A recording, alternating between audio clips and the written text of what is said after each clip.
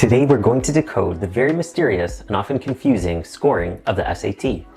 The SAT consists of 4 sections: reading, writing and language, math non-calculator, and math with calculator. Now, unlike on the ACT, where each of the 4 sections is worth 25% of the overall score, the SAT has a unique scoring breakdown. Any guess which one of the 4 sections is worth about 33% of the overall score? If you said the math with calculator section, then give yourself a pat on the back.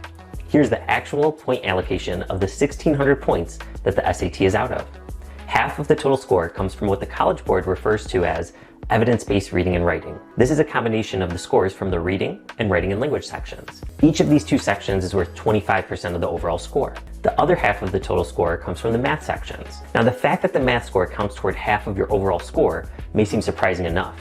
However, as I alluded to already, it's not as straightforward as just that. Now, I've actually never seen the math breakdown the way I'm about to present it. However, since the math section consists of 58 questions total, 20 questions from the math non-calculator section, and 38 questions from the math with calculator section, and each question is worth the same, as is indicated by every scoring document provided by College Board, in which the raw score from the 2 math sections are added together prior to converting to the math section score, I set up a couple of proportions to determine how much each of the 2 math sections contribute to the 800 math points, and therefore to the overall test score. So let's jump into our mini math lesson for today, proportions. So for our first proportion, we're going to figure out how many points the non-calculator section is worth out of the 800 total points of the math section.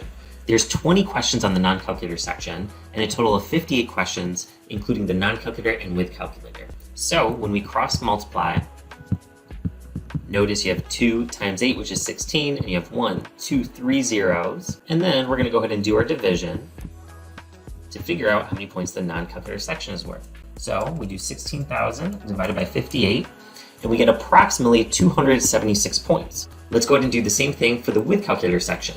To figure out how many points the with calculator section is worth out of the 800 total points, we'll take the 38 questions that are on the with calculator section and put it over the total questions of 58. So we cross multiply. We'll do 38 times 800.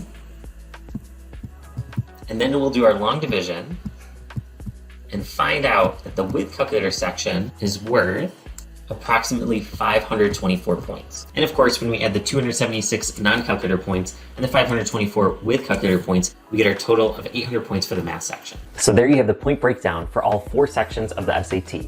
400 points on the reading as well as the writing and language sections, approximately 276 points on the math non-calculator section, and about 524 points on the math with calculator section. By dividing each of these scores by 1,600, we get the following breakdown for the value of each section as a percentage out of 100. As you can see, that math with calculator section is occupying a large piece of that SAT pie, which is why we make sure we give our students an edge on this section in particular by providing them with 18 very useful graphing calculator programs that are permitted on the test and training them in how to use each one.